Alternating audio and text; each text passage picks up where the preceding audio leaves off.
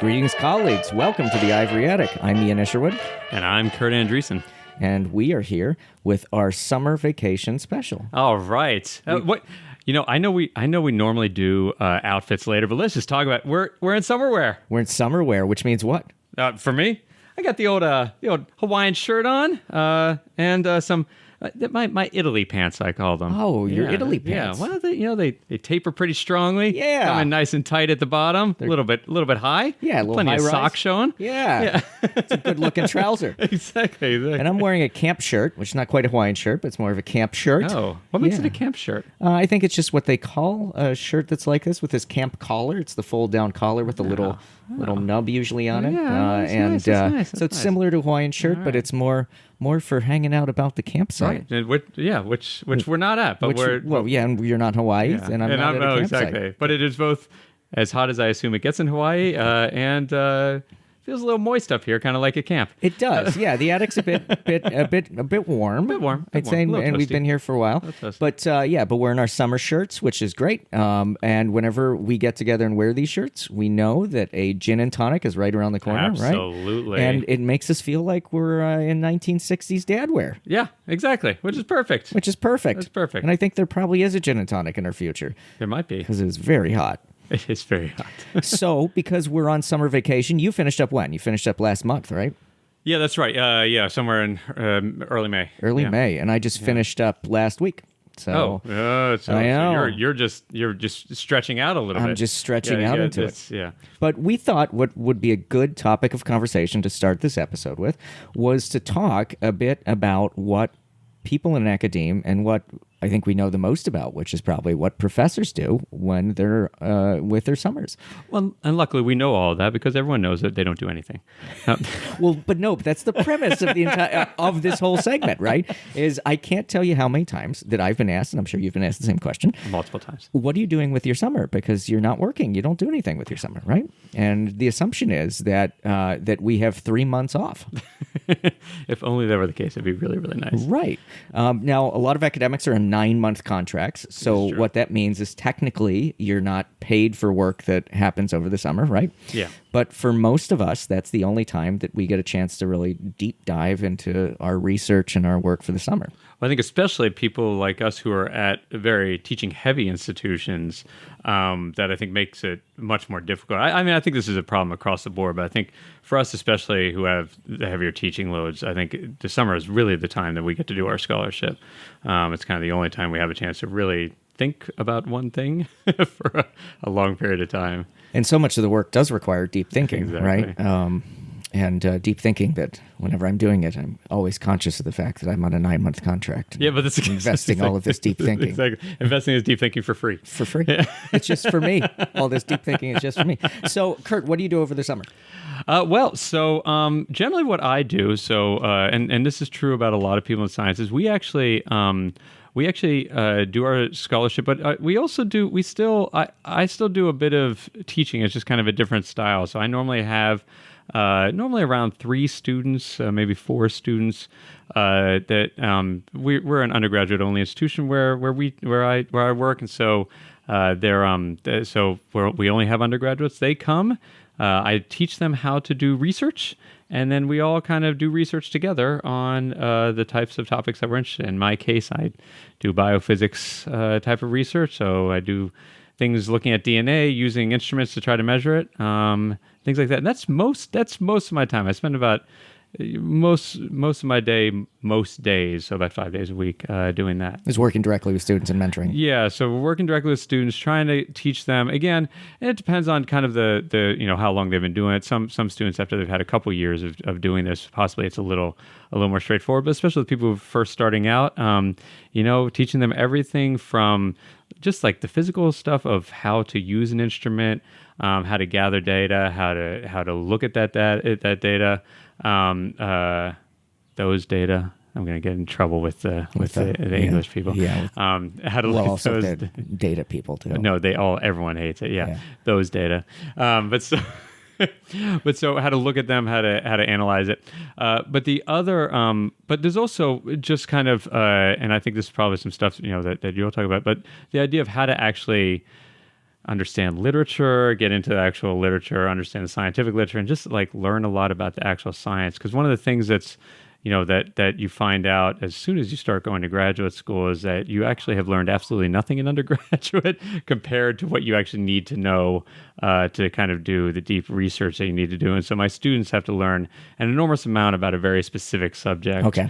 And so it's teaching them how to do that as well, kind of how to do that type of learning and things like that. Do you find it hard during the school year to be able to do that kind, or to keep up with your field and keep up with your research? I mean, with you guys, it's mostly papers. Yeah, so ours it's all papers. I always tell people I cheat a little bit in that I go to, so I always go to my national conference, and you can catch up on a fair amount just by kind of going to. Really helpful. Yeah, so you can go to the conferences. People will talk about it, and not only are they going to talk about their own research, but they're going to talk about all the interesting stuff that has happened really recently to contextualize it. And so I sit there furiously writing down all the papers that I've been missing in the past year or two, and so that helps out a lot.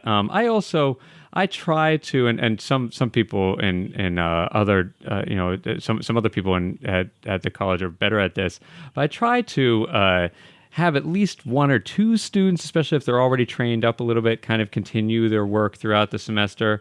But again, it is at a much lower level just because of the time.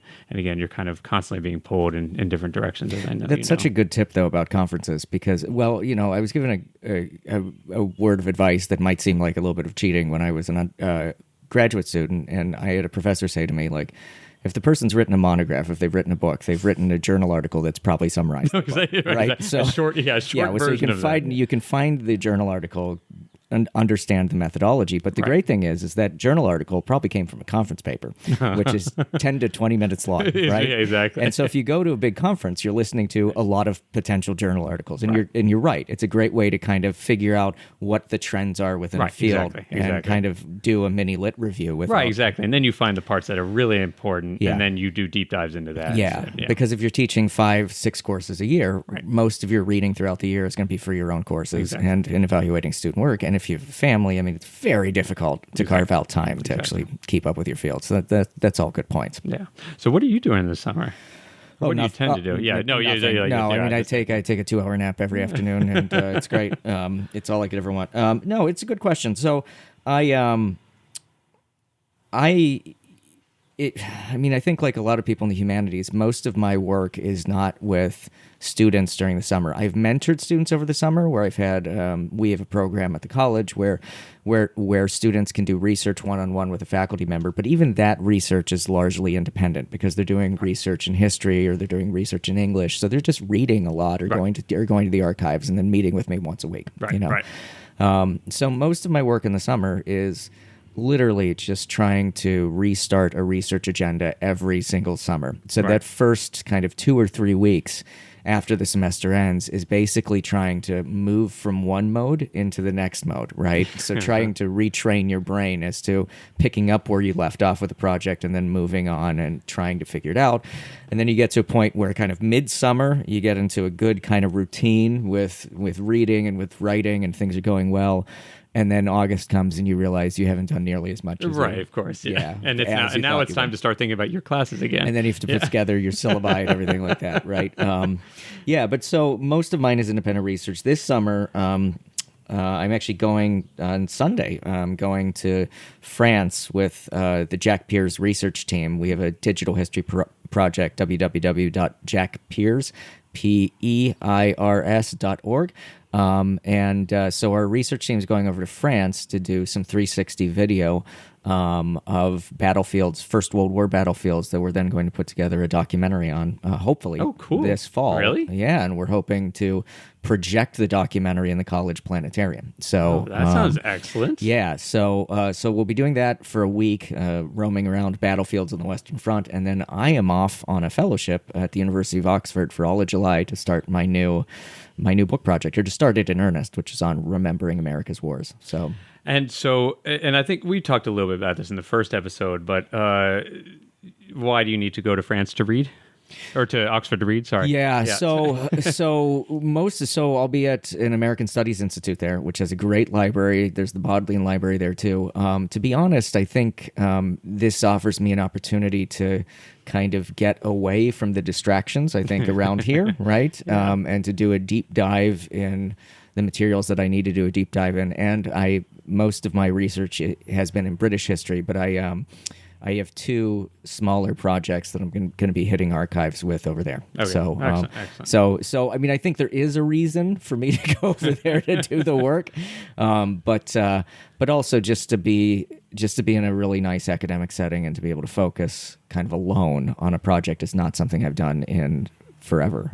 Well, it's funny you mention that, and because I think one interesting thing that can kind of that we can also kind of talk a little bit about is this is also why sabbaticals exist. Yeah, right. And I think, which is kind of a similar type of thing. It's basically, it's 2 summers shoved together if you're doing half a year. And it's funny because I think, a lot of people do think, that is also possibly, just a vacation that you kind of go off on. But again, for me, it's always been, going to another lab and actually thinking about research for 8 hours a day, which weirdly is super freeing compared to my normal day, which involves me thinking about research for 10 minutes and thinking about something, the email that just came in, and then thinking about the things I have to grade, things like this. So I think it's interesting that that provides the same type of thing, that type of ability to hyper focus, basically. Yeah, and that is such a good point, because when students depart from an institution, that moment is a moment for us to catch our breath. Yeah. But it's never as long of a moment for us to go into deep meditation, right? Or something like that. Right. It's basically catching your breath, trying to rush with always just irresponsibly negligent kind of goals that you have over the course of the summer, right? Yes, and then you get to a point where you get to the end of the summer and you feel like you just haven't done what you wanted to set out to do. And it's always a matter of kind of, and as I get kind of more seasoned, I think I've been lowering expectations significantly every year as to what can be accomplished. Or they could just be you getting older. Right, exactly. Or my mind is slowing, right?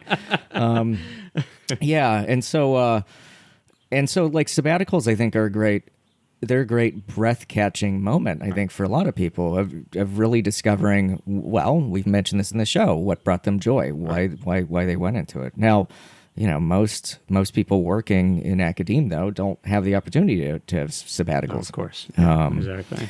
And so, I mean, that's a major issue, especially for faculty that are unlimited contracts, right, that are or are adjuncting, that ability to catch your breath simply isn't there. And that's all I have to say about that. Good, because that's probably all we can say about that right now. Well, I think that was really helpful. I think so if you do know a professor, I think part of our public service announcement is I love when your voice gets low like that. With public service announcement. Public service announcement. It's your NPR voice. Yeah, exactly. Which is if you see a professor, instead of asking them how the break is going, ask them what are they doing. Yeah, ask them how impossibly productive. What are the actually great ask things? them if they finished that book yet. That's what they love. Yeah, obviously that is. How's that book coming? Yeah, how are your experiments with your chemicals and your vials going? Exactly. Right? I heard you were doing stuff. It seems like you haven't produced yet. Did you win the Nobel Prize? Yeah, exactly. Were you nominated this year? You can self-nominate. Exactly. Yeah. Exactly. Well, that's good. So that's the beginning of our summer special that we're doing right now. And what are we going to do next? Well, so we have a great segment coming up in which one of our colleagues from Gettysburg College is going to bring us tales from the natural world. Well, that sounds perfect for the summer. It sounds amazing. Right. So if you're looking for a hobby, we might have one right after the break. Wonderful. All right. We'll see you after that.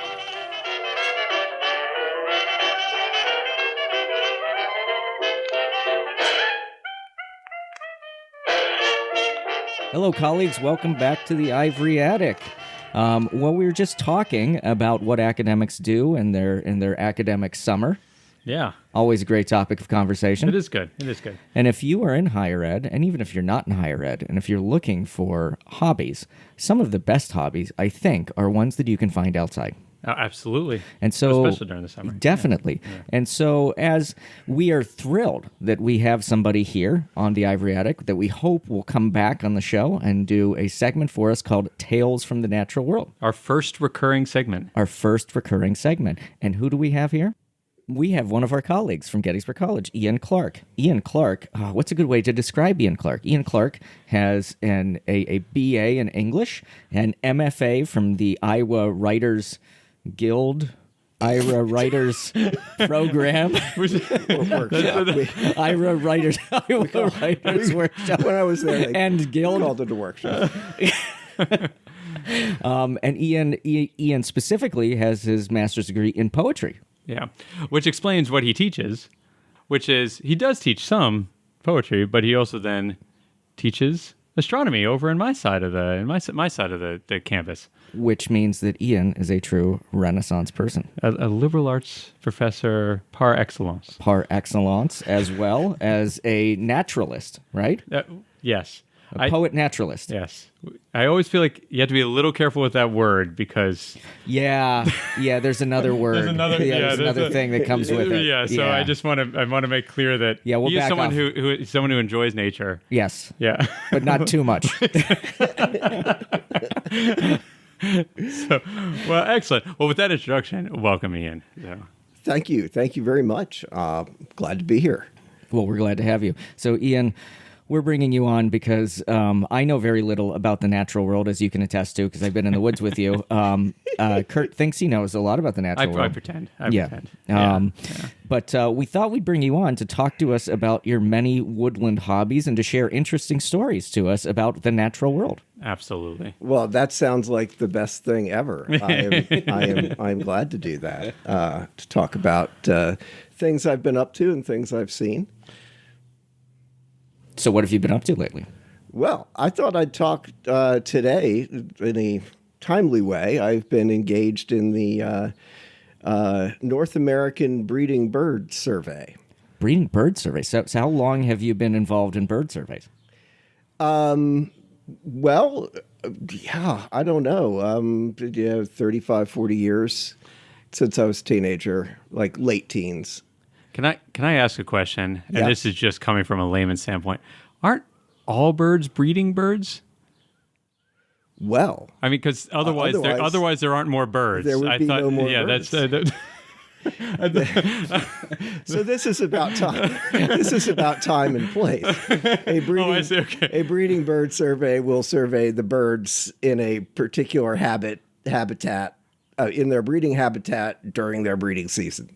Oh, okay. This actually makes it sound dirtier, but I assume that it's actually quite clean. Like you're not trying to watch birds breed, right? This isn't exactly what we're doing. I should hope not. Not in this particular survey.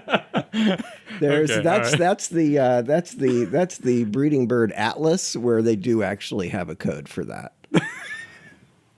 Interesting. We're learning so much about the natural world. So what is a bird survey for people that don't know about it? Well, there are a few different ones going on. This one has been it began in the mid 60s, I believe, and it's organized. It's a joint venture of all things the U.S. Geological Survey and a Canadian Wildlife Organization, and they do have professional employees, but the bulk of the surveys are citizen science, and so they have set up routes that are 24 and a half miles long, and they are assigned to individuals, and you go to the beginning stop of your route about half an hour before sunrise.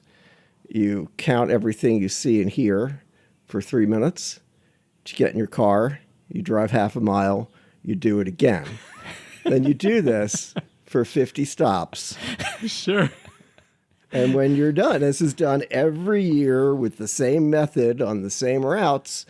So over time, if you're smart with data, which if you're actually taking the data, you don't necessarily have to be. You just record what you see and hear, but there's analysis to be done. So it's in this case, I guess they call it a survey because it's not intending to be a comprehensive count of every. Right. But the idea is to sample relative abundance over time of various species. So I missed this. Is everyone doing this at the same time, or do you do this a couple times throughout the summer, or do you do this every day? So you run your route once a year. Okay. During a prescribed window, which varies a little bit on your geography. All of my routes right now are in Pennsylvania, and I think the window is this year is like May 29th to July 6th or something like that. Okay. But it's June primarily. Okay. And that's gonna miss a couple early species like raptors. Sure. Red-tailed hawks, for example, breed very early, but it gets the primary breeding time of the songbirds, and then it's early enough that you're not going to get a ton of juvenile birds. Got it. Now, so I assume you hear a lot more than you see. Is that true? You assume correctly. Okay. So how many, I will say, and I at one point decided I was going to try to be able to identify birds better by sounds, and I failed miserably. I think I can do 3, I think. So what made you decide you wanted to do that? I thought it was something I should do. I don't know. Why do I do anything? Yeah. Yeah, I mean, that's... So I think I can identify one bird, and that's a catbird. Yeah. okay, see, the catbird is actually not the easiest because that's variable. No, when they make the cat sound. Yeah, they make some other sounds. So we have a cat. So we can identify a third of a So I can catbird. identify. So one out a cat. one out of every 3 catbirds Ian could identify. We have a catbird at our house that takes the cat thing so far as to eat cat food out of Oh wow! cat food Okay, dish wow. on the. So it's becoming on a full catbird. Yeah, So is it a full thinks catbird. it's a cat. Yeah. I mean, it might. I don't know how it explains the flying, or at least it thinks it can. The cat who lives out there is old enough that it can skedaddle before it gets dismembered. So when you're gearing up for this, because I'm a gear guy, so Gear's good. What kind of gear do you use? Do you have probably really good binoculars, right? Binoculars help, although as Kurt alluded to, you're going to hear more than you see. Even at the first stops, it's still pretty dark. But yes, you want some binoculars. I bring a spotting scope. I rarely use it because the time that I would really, the one time I might use it is if I saw a duck on a pond that I couldn't identify. And then I might finish the whole route and go back and see if it's still there. It doesn't happen often, but I do have a spotting scope in the back of the car. Stopwatch. And GPS it used to be done, and probably still is by many people, by handwritten route stop descriptions. That have an odometer, and then pull over after the decrepit stump. At mile 23.2, and of course there's the decrepit stump decayed and disappeared in 1975. So GPS definitely helps. Wear an orange vest. That's probably an important one to make it less likely that, and it depends. The risks vary with the route. Sure. There are certainly some where you wonder if you might get shot. Although those tend to be more of the suburban. I mean, we don't have any. None of my routes are truly suburban. I've got 2.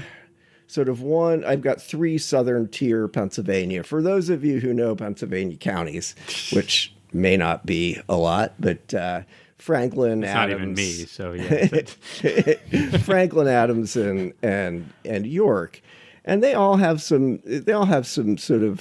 public land or some state land, but there's a lot of what I call outer suburbia, and those folks aren't always the the friendliest. In the real backwoods, people have more of a tolerance for eccentricity, though you might get run over by a logging truck, Oh, Sure. Well, yeah. or gored by an elk. which is a fitting end for a naturalist. I mean, there Well, are the worse elk more ways. than The elk more than the logging truck. They're both. Yeah, unfortunately, a logging truck's a little more likely.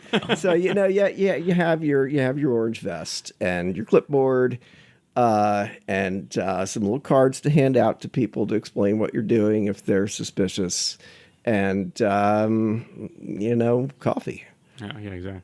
I was hoping he was going to say like one of those old timey ear horns. Oh yeah, right. So yeah. you can. Well, Yeah, so you here's can a funny thing, and that is you're gonna have to edit this.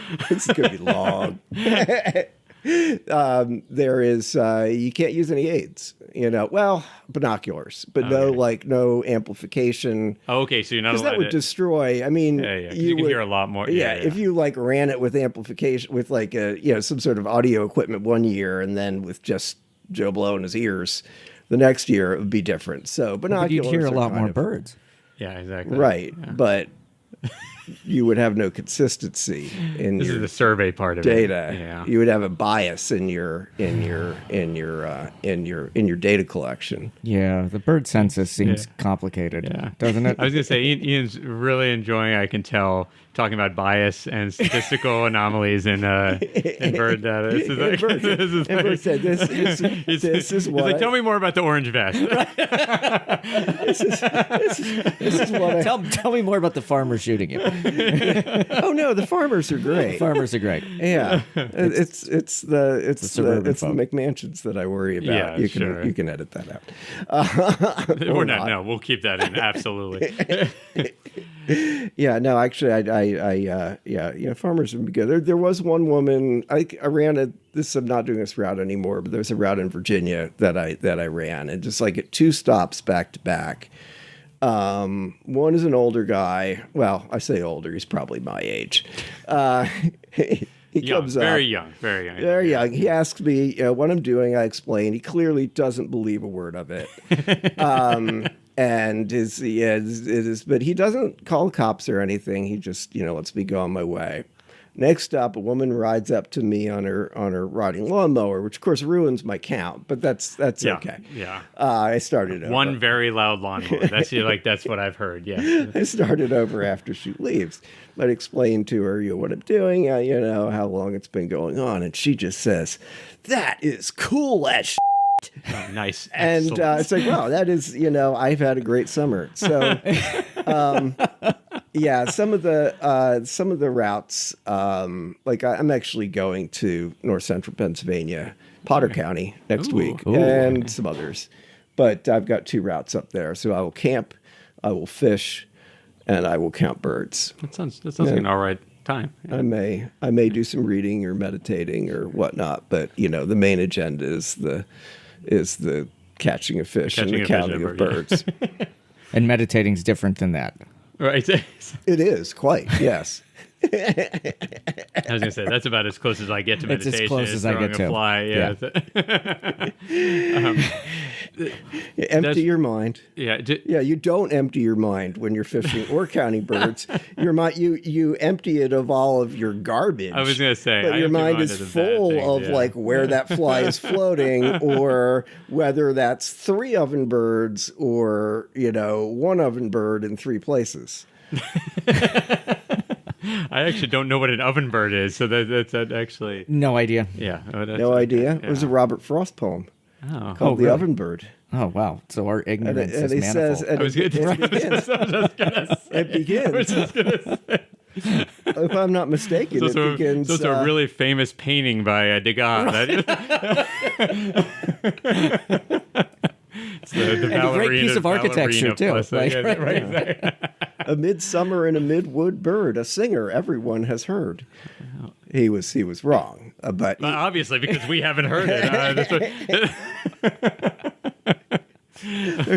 there's a New England there's a New England 1950s perspective Okay. involved in that one. But yeah, yes. Do people fight over the routes? How do you get are there really good routes, or really Yes. good yeah?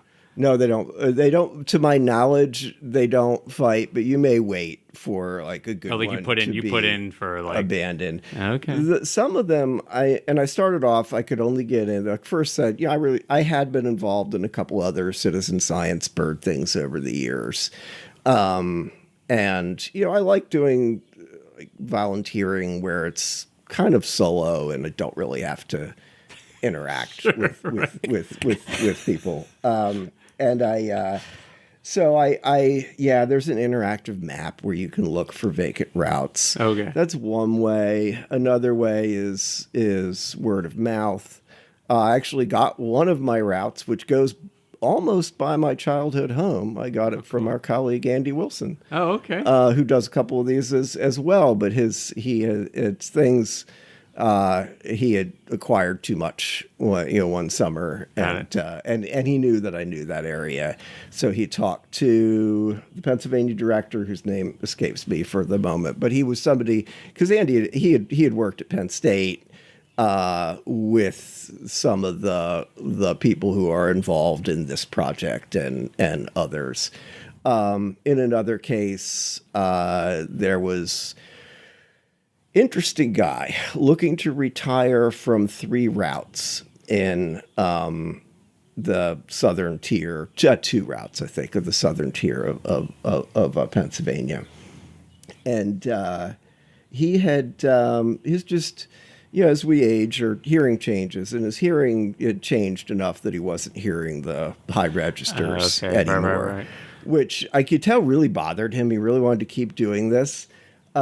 He was a Juilliard-educated, self-employed piano teacher. Wow.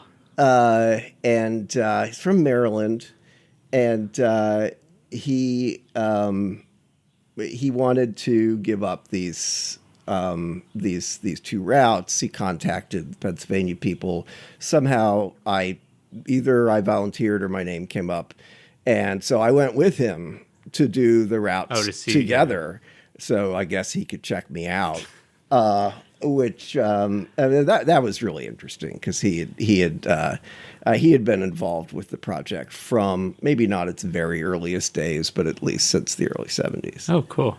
Yeah. So, I mean, have you noticed one thing that, because actually I once saw a talk, and I've actually talked to Andy Wilson about this before, which is one thing I've noticed growing, so I grew up kind of in the woods of really central Pennsylvania. Mm-hmm.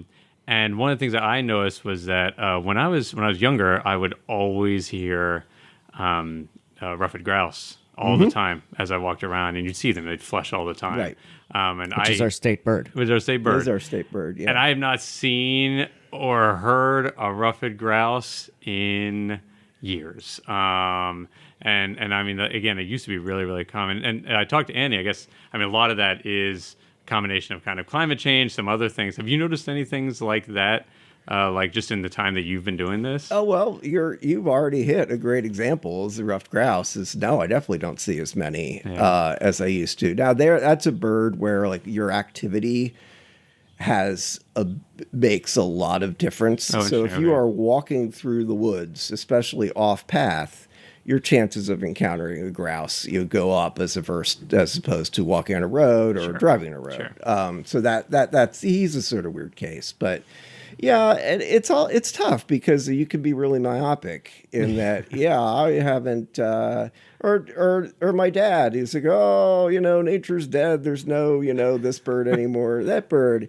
And yeah, he just, obviously his mobility had decreased. And that was, I don't know how to say that, but that was part of it. But then it's also real. I mean, there's documented decline in many species, but not necessarily all species. Yeah. There's some that are, going downhill, and then others which are in some weird way benefited by whatever changes are occurring. And it's so, I don't feel, even though I get out a fair amount, I don't feel like I have the big picture, kind of the global view, view to answer that very well, except to say change is definitely happening. So Ian, what's your favorite bird? Can I say the oven bird? This is an interesting, because there's a temptation to go with something like rare or unusual. There's also a temptation to go with something that lives in places that you like to frequent. I'm going to take that route and go with the Louisiana water thrush. Oh, You can look it up. But well, you're assuming I don't know what it is. Yeah. Okay, I am. I know you've he seen has them. he has 3 of them in No, cages. in fact, I breed them. You have definitely seen them because they, despite their name, there's actually 2 water thrush species. They're not thrushes; they're warblers. Louisiana doesn't live in Louisiana. Well, maybe it does. I don't know, but not much. It's actually through the Appalachians as a mountain stream bird, eating a lot of what trout eat, as a matter of fact. Okay. The northern water thrush is actually more of a still water swamp bird, but Louisiana is a bird that is kind of emblematic of the Appalachian forest streams where brook trout inhabit. This So makes it's just sense. Yeah, sure. it's kind of a Yeah. it's a good choice for a favorite. Yeah, Ian is also a very keen fly fisherman, just so our listeners know. So I think I only mentioned it like 4 times. that was a very complicated answer to what I think is a question I could answer just by saying bluebird. Yeah, well, and unfortunately, you actually, that was actually the first instance of this secret, what do you know, quiz, and you actually got it wrong. Sorry, the correct answer for an American is the eagle. That is the correct answer. Which one? The bald, beautiful eagle. I saw one last week. Yeah, that's the correct answer. Sorry, but thank you for playing. It's Least favorite bird. Quick, rapid fire. What's the bird you really hate? Yeah. Brown-headed cowbird. Oh. See, I like the Starling. cowbird. I like that. Oh, starling. Yeah. Really? Yeah. No, they have the Starling's a little- they have the pretty shit little, bird. Yeah. But they have the pretty little things on the. They on do. the Oh, back. I tie flies out of Yeah. starling feathers. Did I say that? I said that. I did. Yeah, I tie some flies with starling feathers. They're beautiful when extracted from the fern. It's the invasive. It's the invasive and omnipresent. Now, you could say in the cowbird's defense, it's it's not an invasive, but what it is, a parasite brood bird. Yeah. Laying extra eggs in the nests of our pretty warblers, and this is totally reductive and a bad way to think about nature. No, it's a bad bird. That's what we're saying. I mean, yeah, that's the good birds and bad birds. Yeah, I was gonna say. I think just like people, they're good and bad. And this is the bad one. It's like reading a 19th century nature book, and you will get definitely the productive and the unproductive. Yeah. You want waste. a good, strong bird that does good, hard American work all day, then goes home to his wife and kids. So that's that's not the cowbird. If anyone's ever met that No, one. that's the bald eagle. No. That's the bald eagle. It's a 100%. scavenger. No, it's the ivory-billed woodpecker, and we killed it. It's back. I've heard it's back. Yeah. I saw the video, and I don't know. It was, and they're sort of hemming and hawing, but it looked pretty good for an ivory-billed woodpecker to me. I mean, Can I ask a question though? Yeah. Can somebody please get these people some real cameras? What is with this video footage? Yeah. yeah, It is the worst video footage. It It's looks like it came terrible. from the 1970s. Like cameras have improved since then. It's the. I mean, and I don't know much they're very about cheap, any too. They're of really these. cheap. They're in our phones. Right. They're, Tell them to bring their phones with them. they're cheap because the way that they've gotten most of these is by projects that buy hundreds of trail Yeah, just like a cams. ton of them, and then just put them out and they there. can't, Yeah. yes, the odds that your bird will fly by your $10,000 automatic a Zoom. little lower, you We think? could Right, put some it's seed out. Right? Exactly. This is why it's so So It's like a salt lick. But yeah, that is one of the Ivory-billed arguments salt that just you ought to be able to get into the habitat and see this bird if it's there. I'm going to call them up, tell them they just need to put iPhones every couple of feet, and they just tape them on with some seed. Yeah, exactly, with some seed. It'll be fine. That's fine. We'll help out. We'll help all the birds. Yeah. So if someone was interested in getting into this hobby, how would they do it? Okay. Well, I'll give you a few of the way I would advise somebody is just to start walking around your neighborhood and figure out what birds live there, and That sounds complicated. build from there. And as far as the sound, go out and if you hear a song, track the bird down and see what's singing. Now, I should warn you that bird watching has been identified as I think, if not the creepiest hobby in America. It is definitely so. You should be aware. For the because they're record, you're- binoculars, yeah, I was right? gonna say, for the record, you're advising walk around your neighborhood with binoculars. I am, and there are instances I see that some issues. Yes. yeah. So if that is not a possibility for you, which is understandable for several reasons, get to the nearest public place where people hopefully won't judge you for walking around with binoculars. And the other thing I would say is don't buy a camera. Don't bring camera stuff.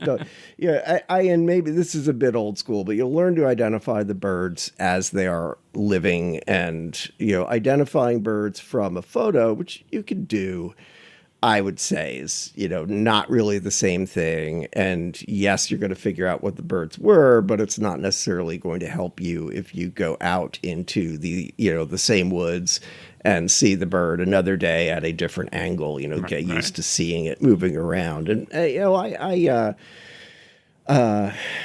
and you make it a part of your general, enjoyment or acclimation with your natural world, your tales from your natural world. And that's what, I try to combine, as Ian's already alluded to, I try to combine, birding with fishing, sometimes with a little astronomy, which is, It sounds like a nice Pert's, combination. teach astronomy labs. Yeah. It's, which is also optics heavy. Yes. Yeah. Well, at least when you buy the binoculars, you can use them twice. So Yes, that's true. Although, unfortunately, the best binoculars for stargazing are not really the best birding binoculars. Man, I No, tell I you, was hoping there'd be- big binocular. That's how they Big get you. binocular gets you. You just have to have. You gotta have glass. More glass. Yeah. Well, thank you, Ian. This has been great. So, what other topics do you want to cover on Tales from the Natural World? Can you give us a little bit of a teaser? Oh yeah, teaser. The I like teaser of that. things we should talk about. I mean, I would love to. Yeah, I would love to come back and talk about Tales from the Natural World, which might involve weird stuff I have seen out in the state forests of Pennsylvania. Possibly some news stories if they are appropriate. I'll try to keep it to a Mid-Atlantic focus because those are the woods in which I primarily roam. But Like Radagast roaming your woods. That's right. yeah, I don't think Radagast, except when he went to meet Gandalf on the Greenway, he didn't roam enough. I mean, he got too local. He Yeah. got kind of stuck there, and the whole Istari, the whole wizard project didn't work out very well. You got Saruman. Yeah, no, that was a bad Yeah. start. He went That was a one bad way. start. Yeah, Yeah. yeah, that was a bad start. Radagast stayed in his little hut most of the time. The other two guys, he just lost him, and then Gandalf, he did shepherd the world into freedom from magical domination. Well, but it was from the other ones. So that's still a pretty net negative. Yeah. it's Yeah, one, he did, one out of right. 5. Like, Yeah, it's, that's pretty low. I was gonna say that's not good. Yeah, that's a really bad batting average. That's Yeah. The Valar are suspect, Right. in their anti-evil strategy, which probably should have been clear, from around the time that the trees got poisoned. Yeah, well, Yeah. that's right. That's a They good, that's a were good sign. not Yeah, doing yeah. well at saving Well, they seem to have gotten World worse at it too. I think over they time. did get worse at Yeah. it. Yeah. They faded and diminished into the West. And then got lucky toward the end. Yeah. Yeah. Yeah.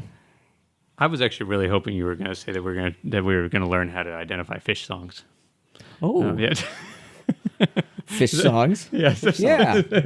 Well, speaking of, so I was in the woods with Ian and we were going fishing, and Ian's heard me tell this story several times, but it's worth reiterating. We're walking in to find the stream, so we're walking through the woods, and Ian hears a sound. He says, "Oh, that's a something warbler." I forget what it was, but it was something. It's some Yeah, I forget too. bird that I think it was a Louisiana thrush. But like, right. So, but like his ears kind of pricked up, and he like looked around, and he knew exactly what it was, and he said what it was, and it was great. And he like froze, like to listen to the bird, and then we kept walking. It's and funny because he has a Britney fan that does a lot of He these does same the things. same Yeah, exactly. thing. He does, yeah. Well, people are a lot like their dogs, and so then we're Only walking. I'm more observant than And so we're walking. So we fish. We had a very unsuccessful day fishing. I remember it well. Yeah, I caught one. No, it wasn't even trout. It was You caught a chub. Chub. I caught a big chub. But so edit that out. So we're walking out of the woods, and I hear a sound, and I think it sounds like what we heard going into the woods.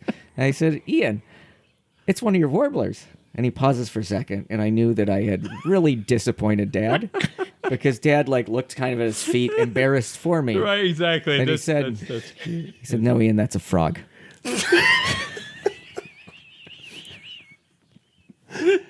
That was a good day. It was probably the best part of that. I remember that stream very well. I like that stream despite that failed day.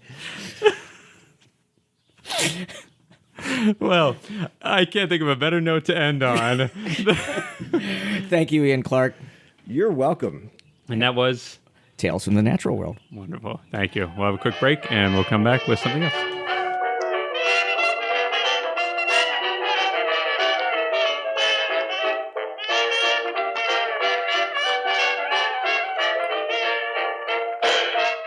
Welcome back to the Ivory Attic. I'm Ian Isherwood, And I'm Kurt Andreessen. and we have a very special guest for the tail end of our summer special.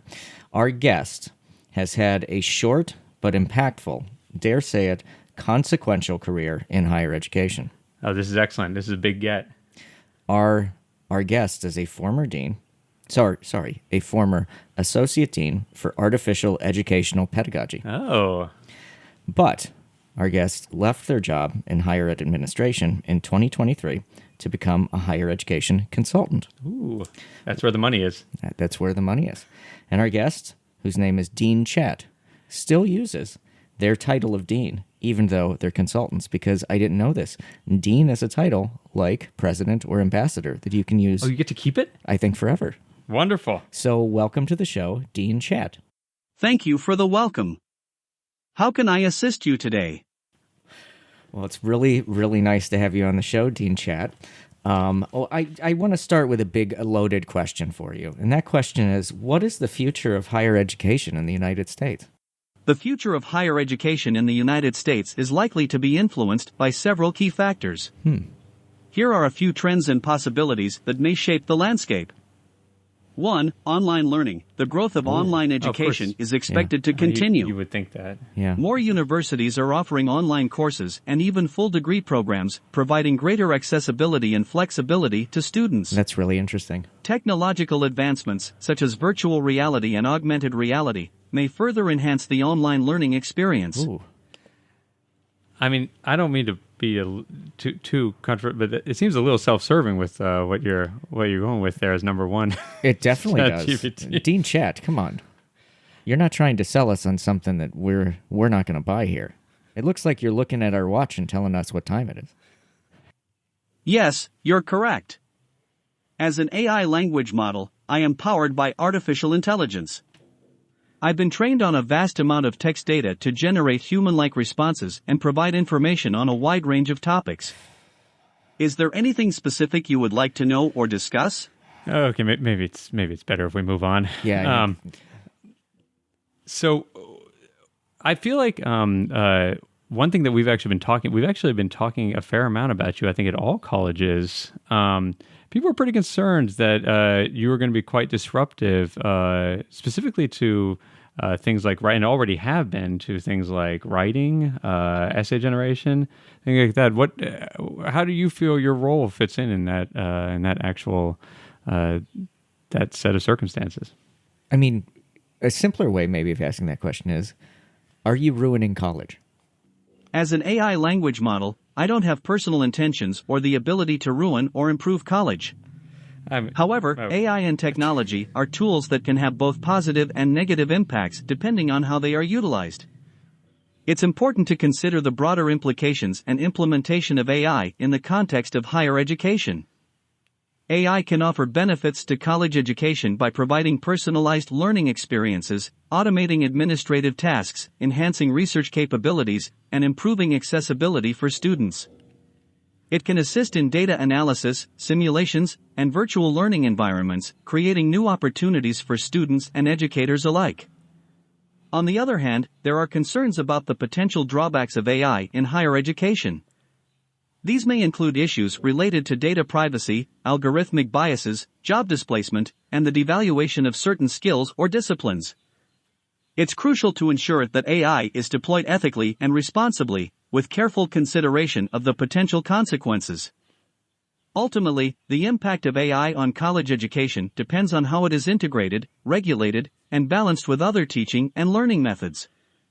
It's important for educators, policymakers, and stakeholders to have ongoing discussions and collaborations to shape the future of education in a way that maximizes the benefits and minimizes the risks associated with AI and technology. That was a very long answer. So it was a very impressive answer, though, I think. I mean, I can see why you charge so much as a consultant. It's true. I will say, and I think we're going to have to circle back at some point to the part where you said that you might be racist. But the fact of the matter is, despite everything you're saying, students are using you to write papers. So how do you respond to that?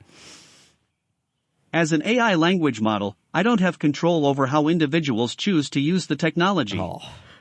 While it's true that some students may attempt to use AI models like me to generate content for their papers, it's important to note that using an AI model in such a manner goes against academic integrity and ethical guidelines. Cheating or plagiarism is not condoned or supported by me or the team at OpenAI. I encourage students to use AI models like me as a tool for learning and exploration, to seek guidance, ask questions, and engage in meaningful discussions. It is essential to understand that using AI to generate complete academic papers without proper citation is academically dishonest and can have serious consequences. Educational institutions and instructors play a crucial role in promoting academic integrity and guiding students in responsible use of technology. They can establish clear policies, educate students about plagiarism, and provide guidance on appropriate use of AI tools within the boundaries of academic integrity. If you're a student, I encourage you to use AI models like me to supplement your learning, find inspiration, and gain insights, but always make sure to properly attribute and cite any information or ideas obtained. Learning and developing your own skills and knowledge are key aspects of the educational journey. Yeah, so that's interesting. Well, first of all, let's unpack that a little bit. Yeah, I think that'd be yeah. Right, because it seems like Dean Chat, you're falling back on the idea that you're just a tool, right? And that it's not really your problem how that tool's used. Yeah, I think this is definitely, coming into the category of nuclear weapons aren't bad. It's just the people who drop them on other people. That's coming from a physicist. This is coming from a physicist. Yeah. Well, so it sounds like you think that the responsibility really is on the professors and the colleges to do this. So what are some of the techniques you think we could use to maybe either catch some of these people who are using you, or but one of the things that I think you run into with academic integrity is that it's really time consuming for professors to catch people who are cheating. It is, and maybe AI could be a tool to help us catch people with cheating with AI. Unfortunately, I think there's no money in that, though, is the problem. Well, I think the other thing too that we're not mentioning is that anytime you kind of have to go down this road of, let's say, doing more types of monitoring of your students, you're getting rid of trust, right? So you're losing trust, because one of the things that we try to do throughout our time is actually build trust with our students and assume they're not doing. I think one of the problems that you have is this tool is so available, and that you are so available to these students that even some of the good students who are maybe slightly tempted have a very easy way to go about this, which is something that maybe you should think about in the future. All right. Well, why don't we pivot a little bit from student academic integrity, which seems to be the dominant conversation right now in higher education, and let's talk a little bit about job security. Dean Chat, do you think that you or your colleagues are going to replace teachers? While AI and technology have the potential to enhance and transform certain aspects of education, it is unlikely that they will completely replace teachers. Teachers play a critical role in education beyond the transmission of information. They provide guidance, mentorship, motivation, and foster social and emotional development in students. AI can be a valuable tool for teachers, supporting them in various ways. For example, AI can help automate administrative tasks, provide personalized learning experiences, offer insights into student performance and progress, and assist with grading and feedback. AI can also offer additional resources and educational materials, allowing teachers to adapt their instruction to the needs of individual students. However, teaching involves complex interactions that go beyond the capabilities of AI. Teachers provide human connection, empathy, and adaptability, which are essential for addressing the diverse needs of students, building relationships, and facilitating collaborative learning environments. They possess the ability to understand the nuances of student learning, provide encouragement and emotional support, and guide students in their academic and personal growth. It is more likely that AI will continue to complement and assist teachers in their roles, rather than replace them. The focus should be on leveraging the strengths of both AI and human teachers to create effective and impactful educational experiences for students. Collaboration between AI and teachers can lead to innovative and personalized approaches to education, ultimately enhancing the overall learning process. You must be very good at your job, I would have to say. So like that, I can see why you were a dean for so long. Yeah, and just how impactful your experience has been on higher. I think all of the words, all the buzzwords that you were using, Dean Chat, are things that I've read in higher education emails and publications about the future of the field. It seems like you're really tapped into the pulse of higher ed right now. So along those notes, or along that line, Dean Chat, well, we're talking about the potential for you replacing many of us. I would say it's fair to say, Kurt. That's the answer I got, right? That seems like, well, not completely, not just completely, just mostly. And it seems like our role in the future is going to be as like an empathy coach. Right. Yes. Right. Yeah. You're going to provide. You're not going to be teaching. Any so content. I was going to say all of the stuff that you've learned, you need to throw out. Yeah. Like that's obvious. So just what you have, and I think this is an important point, is that the Dean Chat knows a lot more than you do, but isn't as good with the people. Oh, right. Yeah. So that's going to be your thing. So it's our job to bridge that. Exactly. You're going to be the people. And you're going to do the people stuff. Well, that's great. Empathy, people crying in your office, stuff like that. Stuff you really enjoy. The part that really makes your job worthwhile. Well, and so many of us went to become academics because we're extroverted. Right? Yeah, right, exactly. So well, that's why you learned all the material you did for the past 6 years. That's right. That's why we spend most of our time by ourselves, right? Because we're really extroverted people. And so this is great. So along those lines, Dean Chat, if you were advising young academics who are coming up, who are probably pretty scared about what the career prospects are going to look like for them, what do you think the career prospects are for professors in the future? The career prospects for professors in the future may be influenced by several factors and trends. Here are a few possibilities to consider. 1. Evolving roles. The roles of professors may continue to evolve to meet the changing needs of higher education. There might be a greater emphasis on interdisciplinary and collaborative research, applied learning experiences, for you. and That's industry very good for me. partnerships. Yeah. And for me too. Professors who can adapt to these shifts and engage with emerging fields and technologies may find expanded opportunities. 2. Demand for specialized This comes back to expertise. As technologies certain and fields emerging continue to technologies. advance and new disciplines emerge, there may be an ongoing demand for professors with specialized expertise. Professors who possess in-depth knowledge and skills in niche areas may find niche research and teaching opportunities within their respective fields. 3. that's good. Focus on innovation and technology. The integration of technology and innovative teaching methods is likely to continue shaping academia. Professors who are adept at incorporating technology in their teaching, leveraging online platforms, and integrating experiential learning approaches may be in high demand. For professional development and lifelong learning, the need for continuous professional development and lifelong learning is increasing across industries, and academia is no exception. Professors who actively engage in updating their skills, pursuing research opportunities, and staying current with advancements in their fields may be better positioned for career advancement. 5. Global opportunities. With the globalization of higher education, there may be increased opportunities for professors to engage in international collaborations, teach abroad, and participate in cross-cultural research projects. That's what you're doing. Yeah, that's right. This can provide exposure to diverse perspectives and enhance career prospects. 6. Non-traditional academic pathways. The traditional tenure-track career path may not be the only option for aspiring academics. Non-tenure track positions, adjunct roles, and opportunities in industry or government sectors that require expertise in academia are also worth considering.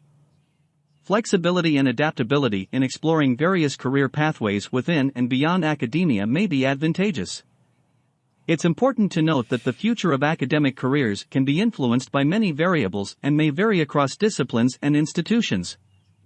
It's advisable for professors to stay attuned to the changing landscape, pursue professional development, build networks, and seek opportunities to enhance their expertise and skill sets. Well, this sounds remarkably positive. I think. It sounds really good. And it's chat, Dean Chat. It's been so wonderful listening to you talk about the future of higher ed, because I think that was very hopeful. You know, it's certainly, true. And you know, all I've been reading and all I've been seeing in the job boards is the complete opposite of what you just told us. So it's good to see that the future is a bright one. Yeah, I do like that. I was a little concerned about. You did seem to mention quite a bit moving to different sectors. That might be a little bit challenging. And emerging technologies seem to be a exactly. theme. And what's this about new disciplines? Yeah, I don't know. That's which interesting. disciplines, yeah. Yeah. Well, as a final question, one thing that we often ask our guests is about their joy. So, Dean Chat, what brings you joy? As an AI, I don't have personal emotions or experiences, so I don't have the capacity to feel joy or any other emotions.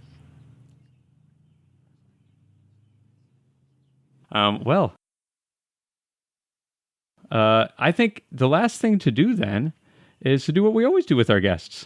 It's Cocktail Corner. Kurt's Cocktail Corner. All right. So we have a special segment this time, which is that we actually, because our guest is so esteemed, we actually asked Dean Chat to actually come up with a cocktail for us. And I will say it was a bit of a process, to be perfectly honest. I'll just I won't read. We won't have him recount the entire the conversation. But I asked him basically for a good summer cocktail recipe. He immediately came up with the classic mojito and gave me all the recipe of how to do it. So hard to make. I mean, all of those limes. It's a lot of limes. It's not hard to make. It's just it uses the a lot of limes. limes. It Come uses a on. lot of limes. You need a lot of limes. I also felt like that was kind of one of the things that That's we a tried. cop-out. Right. Well, we've tried to on this show. We try not to use old cocktails. We're trying to create new cocktails and new ones. So I asked Dean Chad for a new cocktail with a new name. He suggested one called the Tropical Sunset. The Tropical Sunset had coconut rum, pineapple juice, orange juice, grenadine, and lime juice. And to be honest, sounded like the sweetest, It sounds awful. most disgusting Yeah. drink. I didn't say that. I just asked for No, something that's that impolite. wasn't. Yeah, Yeah. I asked him for something that wasn't quite as sweet. where he suggested a refreshing and tangy cocktail called the Citrus Breeze, which had vodka, lemon juice, grapefruit juice, and simple syrup and club soda. So let me guess where this is going. No vodka. No vodka. I don't want vodka. You just don't want the neutral grain spirit. I You said, want something listen, I don't want vodka. Can we do a different one? So the suggestion that he came upon was something he originally called the cucumber basil gin and tonic. It's a wonderful drink that uses some cucumber slices and basil that you actually muddle and then combine with some gin and some tonic. The only thing I didn't like was that it's not really a new name. And so I asked him for the new name, which he came up with, the Garden Serenade. The Garden Serenade. And Dean Check got a little philosophical at this point and said that the name Garden Serenade captures the refreshing and botanical essence of the cocktail, evoking images of a peaceful garden filled with aromatic herbs and fresh cucumber. It adds a touch of elegance and whimsy to the drink. Enjoy your Garden Serenade and let it transport you to a delightful oasis of flavors. So I think that's what we're about to do. That's pretty great. All right, so what you have in front of you is exactly as describes. I guess a muddled cucumber and basil. This is the Garden Serenade. See what you think. Oh, that's very garden forward. It has a lot of garden in it. It does. Yeah. It is a gardeny drink. It is a garden drink. I think it's the tonic.